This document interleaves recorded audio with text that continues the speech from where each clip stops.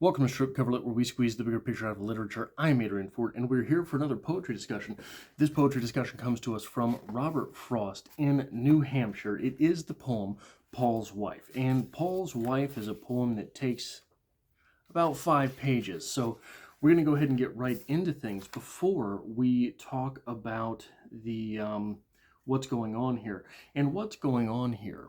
So this might be the quirkiest Robert Frost poem that I have read to date. I've never read a Robert Frost poem. So it's within the wheelhouse as far as the storytelling is concerned. It's within the wheelhouse as far as the characters involved are concerned, but the content itself, the speaker himself, is a bit quirky for Robert Frost. Um, this feels almost um, this feels almost like a George Saunders piece, if you want the honest opinion. Paul's Wife reads as such: to drive Paul out of any lumber camp, all that was needed was to say to him, "How's the wife, Paul?" And he'd disappear. Some said it was because he had no wife, and hated to be twitted on the subject. Others because he'd come within a day or so of having one and been jilted. Others because he'd had one once, a good one, who'd run away with someone else and left him. And others still because he had one now. He only had to be reminded of. He was all duty to her in a minute. He had to run right off to look her up, as if to say, "That's so. How is my wife? I hope she isn't getting into mischief." No one was anxious to get rid of Paul. He'd been the hero of the mountain camps ever since, just to show them, he had slipped the bark of a whole tamarack off whole, as clean as boys do off a willow twig, to make a willow whistle on Sunday in April by subsiding meadow brooks. They seemed to ask him just to see him go. "How's the wife, Paul?" And he always went. He never stopped to murder anyone who asked the question. He just disappeared. Nobody knew in what direction, although it wasn't usually long before they heard of him in some new camp. The same Paul at the same old feats of logging. The question everywhere was why should Paul object to being asked a civil question, a man you could say almost anything to short of a fighting word? You have the answers, and there was one more not so fair to Paul, that Paul had married a wife, not his equal. Paul was ashamed of her. To match a hero, she would have to be a heroine, instead of which she was some half-breed squaw. But if the story Murphy told was true, she wasn't anything to be ashamed of. You know, Paul could do wonders. Everyone's heard how he thrashed the horses on a load that wouldn't budge until they simply stretched their rawhide harness from one load to camp. Paul told the boss the load would be all right. "The sun will bring your load in." And it did. By shrinking the rawhide to natural length. That's what is called a stretcher. But I guess the one about his jumping so's to land with both feet at once against the ceiling, and then land safely right beside up again, back on the floor, is fact, or pretty near fact. Well, this is such a yarn. Paul sawed his wife out of a white pine log. Murphy was there, and, as you might say, saw the lady born. Paul worked at anything in lumber. Paul worked at anything in lumbering. He'd been hard at it. He'd been hard at it, taking boards away for, I forget, the last ambitious sawyer to want to find out if he couldn't pile the lumber on Paul till Paul begged for mercy. They'd slice the first slab off a big butt log, and then the sawer had slammed the carriage back to slam end on against the saw teeth. to judge them by the way they had caught themselves when they saw what had happened to the log. They must have had a guilty expectation. Something was going to go with their slam banging. Something had left the broad black streak of grease on the new wood the whole length of the log, except, perhaps, a foot at either end. But when Paul put his finger on the grease, it wasn't grease at all, but a long slot. The log was hollow. They were sawing pine. First time I ever saw a hollow pine that comes off of having Paul around the place. Take it to hell for me, the sawer said. Everyone had to look at it and tell Paul what he ought to do about it. They treated it as his. You take a jackknife and spread the opening, and you've got it dug out. All dug to go a-fishing in, to Paul. The hollow looked too sound and clean and empty ever to have housed birds or beasts or bees. There was no entrance for them to get in by. It looked to him like some new kind of hollow. He'd thought he'd better take his jackknife too. So, after work that evening, he came back and let enough light into it by cutting to see if it was empty. He made out in there a slender length of pith. Or was it pith? It might have been the skin a snake had cast and left stood up on one inside the tree. The 100 years the tree must have been growing. More cutting, and he had this in both hands, and looking from it to the pond nearby, Paul wondered how it would respond to the water. Not a breeze stirred, but just the breath of air he made in walking slowly to the beach blew at once off his hands and almost broke in. He laid it at the edge where it could drink. At the first drink it rustled and grew limp. At the next drink it grew invisible. Paul dragged the shallows for it with his fingers and thought it must have melted. It was gone. And then beyond the water, dim with midges, where the log drive lay pressed against the boom, it slowly rose a person. Rose a girl. Her wet hair heavy on her like a helmet, who, leaning on a log, looked back at Paul, and that made Paul, in turn, look back to see if it was anyone behind him that she was looking at instead of him. Murphy had been there watching all the time, but from a shed where neither of them could see him. There was a moment of suspense in birth when the girl seemed too waterlogged to live before she caught her first breath with a gasp and laughed. Then she climbed slowly to her feet and walked off talking to herself or Paul. Across the logs like backs of alligators, Paul taking after her around the pond. Next evening, Murphy and some other fellows got drunk and tracked the pair up Catamount from the bare top of where there is a view to other hills across a Kettle Valley. And there, well after dark, let Murphy tell it, they saw Paul and his creature keeping house. It was only a glimpse that anyone has had of Paul and her. It was the only glimpse anyone has had of Paul or her since Murphy saw them falling in love across the Twilight Mill pond. More than a mile across the wilderness, they sat together halfway up a cliff in a small niche, lit into it, the girl brightly as if a star placed on the place, Paul darkly like her shadow. All the light was from the girl herself, though not from a star,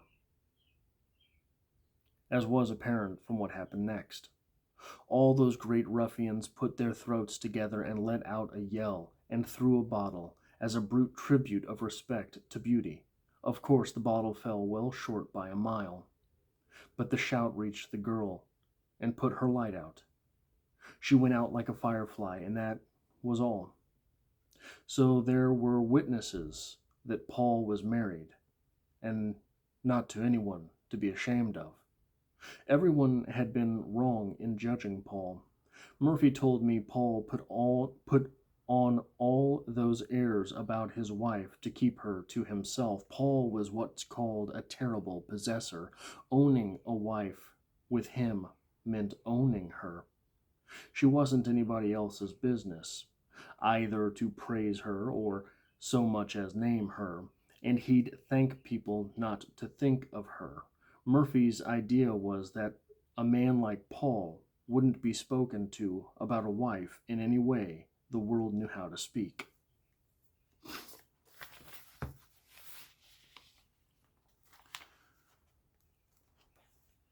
So, we have the mythical Paul who only has to be asked about a wife in order that he disappear. But why is that?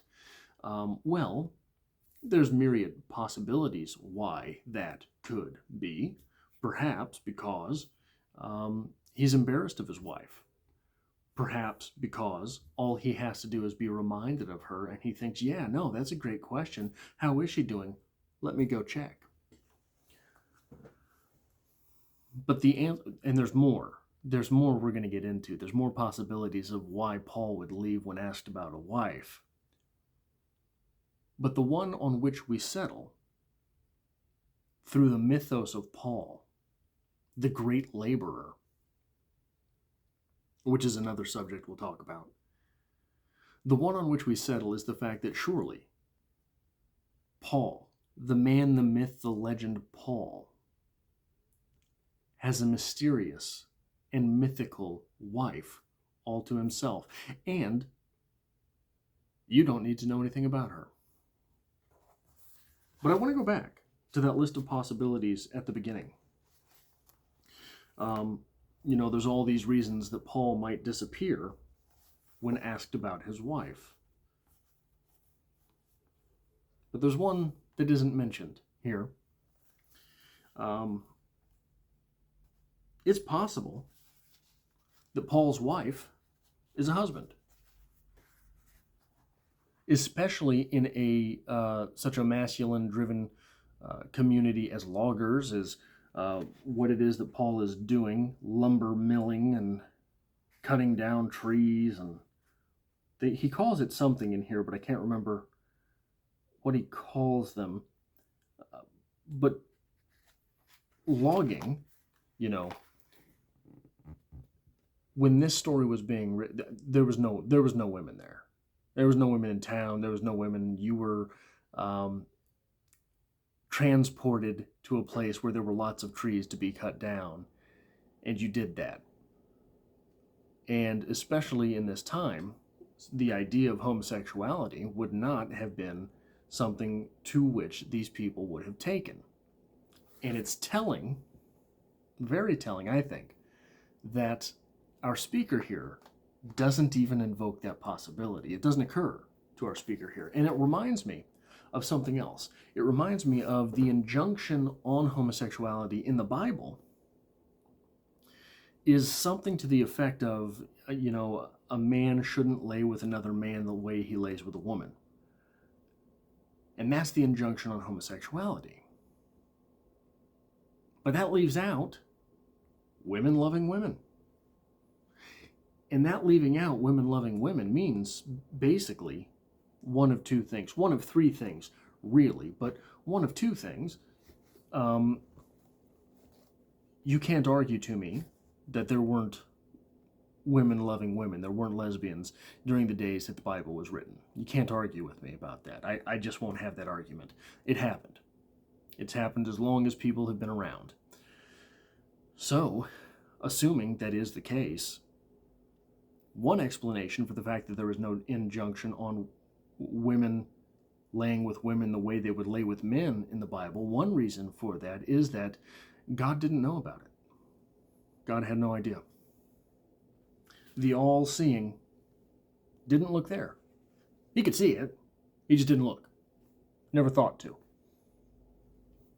It's possible. Or the sort of 1A explanation is that the guys who wrote the Bible didn't know about it. They weren't there for it.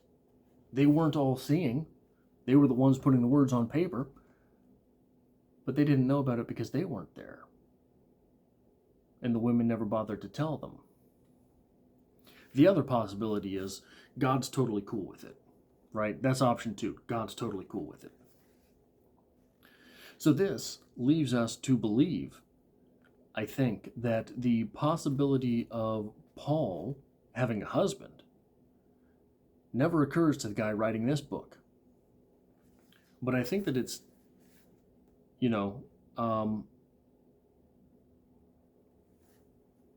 I think that's on the table.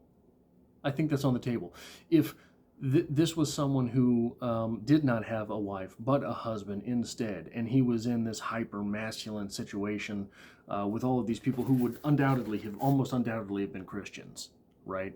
Would have almost undoubtedly followed this faith whereby you can't do that. And someone asks him about his wife, instead of saying, well, I've got a husband instead, just hijack. Just hightail. Just leave. It's going to be easier, right? Because, especially for Paul, look, don't take the time to explain yourself because it's not worth it. And then, when you get to the other camp, you're the hero anyway. You're Paul, for Christ's sake, right? And there could be, Paul's wife, Paul in the Bible. There could be some things done with that too. I'm not going to get into that in this discussion, but certainly it's there to be had if you wanted to make the interpretation. But if you're Paul and you're the hero, you're the guy who can do anything in logging that there is to be logged, and this rigmarole comes up about, I got to explain who I love, and I got to talk about my husband, and I got to talk about going home to another fella. I'm just not doing it. I'm not doing it, right? So that is another explanation there. In the previous video on New Hampshire from Robert Frost, about the poem called Axhelve, the Axhelve, I talked a little bit about the ideas and ideals of masculinity in literature. And one of the ideas in that poem that I talked about, was the idea that the paradigm of masculinity offers help on a conditional basis. If you're a child, that's the condition. You get help from the real man, from the strong man, from the masculine hero. The masculine hero offers you help if you are a child, outright, no questions. The masculine hero helps women if he is in position to help. Sounds heartless, but the qualifying factor there is you're talking about another adult. If two people are stranded and the hero man comes across the stranded woman, he will help her insofar as he can, because the moment he dies, the moment he sacrifices himself, the other person's done for anyway, right? But a man only helps another man insofar as that man is helping himself. That's the rule for a man helping a man. That's the rule for the strong man helping another man. The strong man might be helping another man, but that guy's got to be helping himself. Otherwise, all of the effort is gone to waste. If the strong man is helping another man who refuses to help himself, then he has worsened his own position for someone who's done for anyhow. In this poem, we have what I think is another hallmark of masculinity, of the hero mythos, of what it means to be the strong man in literature. I did a good bit. So when I was an undergraduate, all of my professors told me, hey, you got to write papers on feminist theory. You know, that seems like the right thing to do. And one of my professors in particular basically offered only that as a topic for your final paper in the class. And one of the routes by which she decided to sort of say, you know, why don't we have a good portion of the class write about how terribly these male authors represented female characters? Now, I'm sort of a persnickety asshole. I don't know if you've noticed that through the 6 years that I've been doing videos on YouTube talking about literature, but that rubbed me the wrong way. So I decided to write a paper about how poorly one of the female authors in the class, Lady Murakami, who wrote The Tale of Genji, how poorly she wrote the male character in The Tale of Genji. I called it a meandering tale of a philandering male. Now, one of the things that is a hallmark of Genji in that novel is that he is a boy becoming a man. He is not a man. He's also not particularly gifted with a whole lot of things. He is not the workhorse. Now, I started developing what I thought was what I was calling masculine theory. Basically, it was just to be a little prick and write about something that my professors didn't want to read about, but they couldn't just fail me because of it, because the papers were written well. Basically, that's what it was. And I started to get into a little bit. And one of the things that I think represents the masculine hero through the annals of literature, you go back, the man, right? When you say the man, that's the man, it means a paradigm. When you say that guy is the man,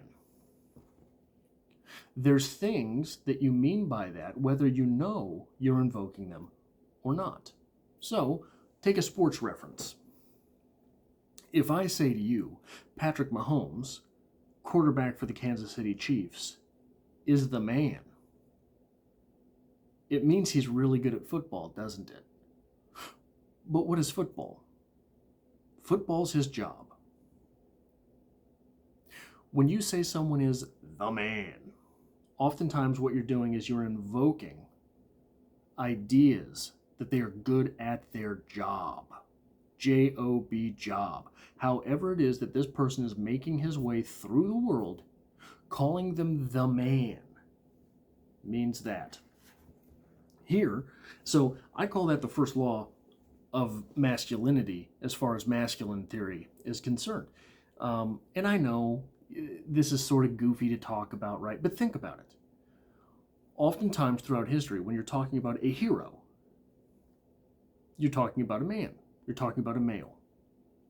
I'm talking classic literature. I'm talking ancient storytelling. I'm talking about the place from which all of the groundswell of literature is set. Assuming that's true, I mean, look at Beowulf. Think Achilles. Achilles was really good at his job. Beowulf, really good at his job. Now, going back to the ancient world, your job could be warrior. Single battle, hero battle. Single combat, hero battle. What that was, if you go back and you watch Troy, the Brad Pitt movie, there's the battle between Achilles and Boagrius, right? Everybody that's seen that movie loves that movie, basically for that one scene. The rest of the movie kind of sucks. But that one hero battle was fantastic. And single combat like that really existed. Your best guy and our best guy, they're going to go at it. Whoever wins that fight, the rest of us are willing to concede Achilles is the best of us. If you guys have someone that was going to kill him in battle, I was going to be dead anyhow. So, if Boagrius can beat Achilles, we give up. The guys on Boagrius' side had the same thoughts. And this was a real thing that people did. This was a real thing. At least as far as legend tells us. So that idea of heroes has been forever. Has been as long as people were telling stories. They were telling stories about heroes. And the man, the masculine hero, if he is not capable, he is not a man, or he is not yet a man. It is capability. It is the ability for one's will to be manifest that the masculine hero, from which the masculine hero arises. So I want to talk about that idea of hero building, the idea of mythos building, the idea of the gods, right? In a lot of mythology, the gods being the gods didn't mean they were eternal. You have birth stories for most of the gods. It wasn't really sort of until the Abrahamic religions that outside of time and space became a prevalent idea. For many of these religious ideas, these religious stories, there was a beginning, and it wasn't in the beginning. It was, hey, this thing happened, but it wasn't by a creator that was outside of space and time, who was before. It was when things came to be, they came to be here. So the idea of gods were something fairly mortal-ish. And it was possible for a person to transcend to God-like status. And think about Hercules, right? Hercules basically became a god through the 12 labors. He proved himself to the gods. He proved himself to the universe and transcended. Here, in this poem, Paul becomes a god or hero. We even have the phrase at the beginning of the poem here, Paul was the hero of logging camp or something like that.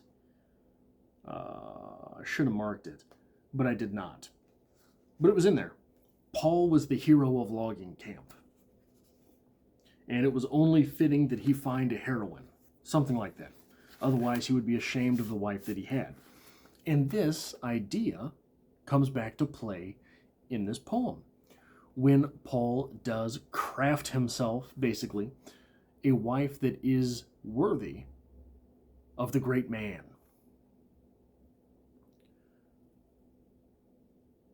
So, the idea of the hero, the idea of the god, the idea of the transcendent, the myth,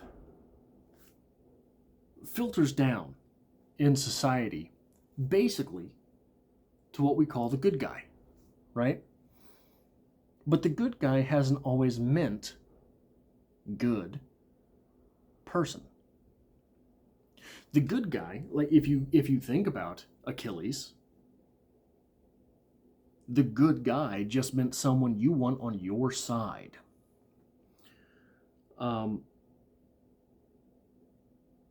That's all it really meant, was I want that guy on my side. He's a good guy. He's a hero. I want him on my side. In times of war, that I might go home. In times of labor, that this job will get done and we'll get paid. Right? And that's what Paul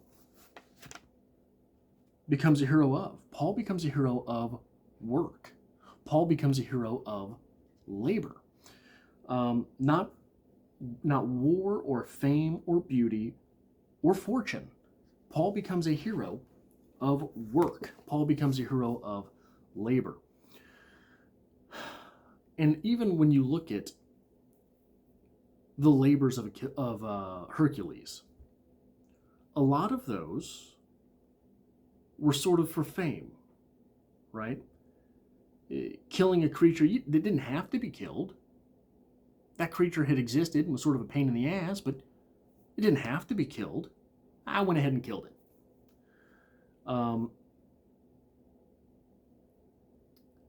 Paul doesn't do that. Paul doesn't do any of that. Paul is a capitalist hero. There's work to be done. There's some rough guys that have to do the work. And Paul can show up and do it. So there is, I think, in this idea of masculinity, there's also a bit of the braggart, the braggadocio. Because what the braggadocious is, and the braggadocious for Hercules, I didn't have to kill this thing, but I went ahead and did it. The idea of the braggadocio is, I'm so virile. I've got so much work I can do, baby, that I can throw some away doing this other stuff. What's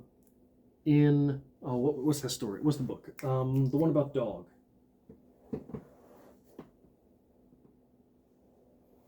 Oh man, The Call of the Wild. In The Call of the Wild, Buck, the masculine ideal, think about it, go back and look, the masculine ideal, Buck, and the man, one of the pivotal stories in the entire book, they bet, what was it, like $25,000 or something, that Buck alone can get a certain sled started. And he does it. Baby, yeah, he does it. That is the braggadocious. When one takes the thing that has to be done and doesn't just do it, does it alone. Or Beowulf, another masculine ideal. Beowulf says, I'm going to take this monster naked. Now, at the time, it didn't literally mean without clothing. It meant without his sword.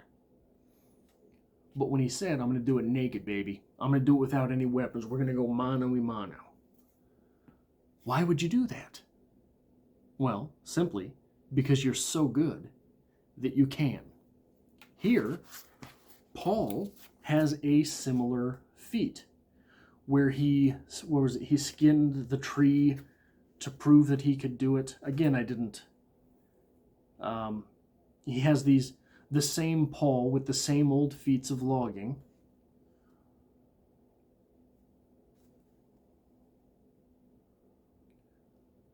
He'd been the hero of mountain camps ever since, just to show them. He had slipped the bark off of a whole tamarack. Off whole. The bark of the whole, as clean as boys do off a willow twig, just to show them he could do it. He did it. Just to show them that it could be done. He done it, baby. So that is the idea of Paul transcending to the hero, to the masculine ideal. And as the masculine ideal, it's only right that he find himself a feminine ideal, a woman that is so beautiful. She's not just beautiful, she's the light itself. A woman so beautiful that she can take these other regular ruffian fellas and transform them into wolves howling at the moon. She's so beautiful. And she's so prim and proper, a lady, right? That once she hears that, she turns the light off. She doesn't want to be observed by these other men. No. Oh my. Right? All of her beauty is there for Paul.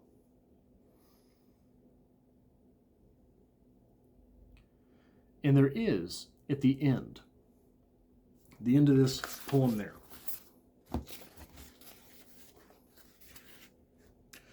so there were witnesses to Paul that Paul was married, and not to just anyone to be ashamed of. Everyone had been wrong about judging Paul. Murphy told me Paul put all those airs about his wife to keep her to himself. Paul was what's called a terrible possessor. Owning a wife with him meant owning her. She wasn't anybody else's business, either to praise her or so much as name her, and he'd thank people not to think of her. Murphy's idea was that a man like Paul wouldn't be spoken to about a wife in any way the world knew how to speak. That is painted in a very negative light, and in fact, in today's world, it's also painted in a very negative light. And I can understand that, right? The idea of people owning each other is sort of a weird thing. But have you ever known two people in one of those relationships? I don't just mean the guy, I mean the girl too. Those people who are so fiercely for each other that you'd better not look at her. And she'll tell other women, you better not look at him. These people, as combustible as that situation is, that find that type of love with each other, what is often described as toxic, but think about it. Is it toxic if it's reciprocated? Or is it only toxic if it's one direction? If it's a one-way thing, where the woman wants to be social, or the man wants to be social, and their significant other is too possessive to allow that to happen, that is what strikes me as a toxic thing. But if both of these people are so closely knit, are so closely possessive of each other, as, look, we have the idea here that Paul is the terrible possessor because he doesn't want you asking about the wife.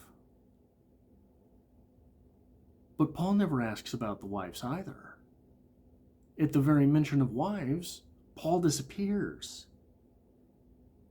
Is this because his honey bun, the mystical apparition of Paul's wife, doesn't want him talking about her? Doesn't want him talking to other people about their wives? Paul, for all of his wares in this poem, is never cited as speaking about anything or doing anything besides work and wife. That's a pretty serious fella. But it's also, so if the genders were flipped here, and it were the woman who disappeared at the mention of her husband, we would say she's being abused at home. Paul disappears at the mention of his wife. Maybe she's just the abusive or the possessive type as well. Paul doesn't show up for anything except for work. So all the storytelling Murphy and our speaker do in this poem is between them. Other people are mentioned in the stories, but even the stories that mention Paul are only about work. Paul's not out with the boys drinking. This seems to be one of those stories of the two people who don't just love each other, don't just possess each other. They're simply on a different plane than everyone else. Paul is undoubtedly more the masculine ideal than are any of the other characters in this story. But she is so beautiful. Paul's wife, alleged wife, is so beautiful that the very sight of her is too much for the other men in the story. And they have to track her down after a day's absence just to get another peek. Right? That's weird as well. That's weird too. So it's this, like I said, this is a very quirky poem coming to us from Robert Frost. And there's a lot of things going on here that are really sort of roiling under the surface. Things that are not mentioned directly, but are pointed at and hinted to. So it feels a lot to me like a George Saunders story. But that is all I have for this poetry discussion. If you like this sort of thing, it really does help me out here on the channel. If you hit that like button, if you are here by chance but not design, consider sticking around by hitting that subscribe button. And look, this is what I do here on the channel. I talk about poems, I talk about short stories, I talk about novels. And there are playlists for all of those things in the playlist tab here. So go peruse around there and see if there's anything else you might want to watch. And I hope to have you back for the next video. That's all I've got. Go away. I've got work to do.